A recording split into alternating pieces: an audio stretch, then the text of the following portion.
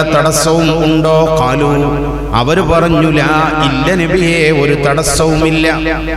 എന്നാൽ ഫഇന്നകും തറൗനഹു കദാലിക്, 14-ാം രാവിലെ ചന്ദ്രനെ നിങ്ങൾ കാണും പോലെ, സൂര്യനെ നിങ്ങൾ കാണുന്നത് പോലെ നിങ്ങളുടെ റബ്ബിനെ കാണാൻ ഒരവസരം നിങ്ങൾക്ക് ലഭിക്കുമെന്ന് പരിശുദ്ധ റസൂൽ മുഹമ്മദ് മുസ്തഫ സല്ലല്ലാഹു അലൈഹി വസല്ലം.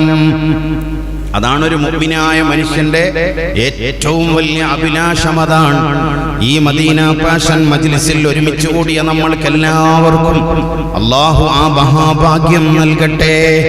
അതിലും വലുത് വേറൊന്നുമില്ല.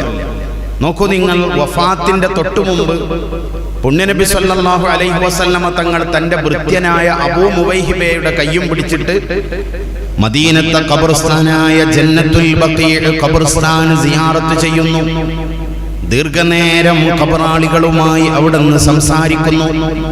ആ സംസാരം കഴിഞ്ഞിട്ട് തിരിഞ്ഞു നിന്നിട്ട് വിളിക്കുന്നു, യാ അബാ മുവൈഹിബ, മോനെ അബൂ മുവൈഹിബ, ഞാൻ നിന്നോടൊരു കാര്യം പറയുകയാണ്. എന്താ കാര്യം? ഇന്നി ഖദ് ഊതീതു ബിമഫാതീഹ ഖസാഇനിദ് ദുനിയ. നമ്മൾ വിചാരിച്ചോ ഈ ടെക്നോളജികളൊക്കെ നമ്മളെ കണ്ടുള്ളൂവെന്ന്?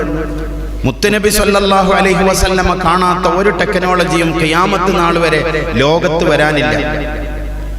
ഈ ഭൗതിക ലോകത്തിന്റെ സർവ്വ ഖജനാവുകളുടെയും താക്കോൽ അമേരിക്ക വൻ ശക്തിയാവാം, യൂറോപ്പ് വളർന്നു വരുന്നുണ്ടാവാം, റഷ്യയും കൊറിയയും ഒക്കെ വലിയ വിലപേശുന്ന ശക്തികളാവാം. പക്ഷേ അവരുടെയൊക്കെ കയ്യിലുള്ള ഖജനാവുകളുടെ സർവ്വ താക്കോലും അല്ലാഹു കൊടുത്തിട്ടുണ്ട്. മുഹമ്മദ് മുസ്തഫ സല്ലല്ലാഹു അലൈഹി വസല്ലം സർവ്വ ഖജനാവുകളുടെയും താക്കോല് തന്നു.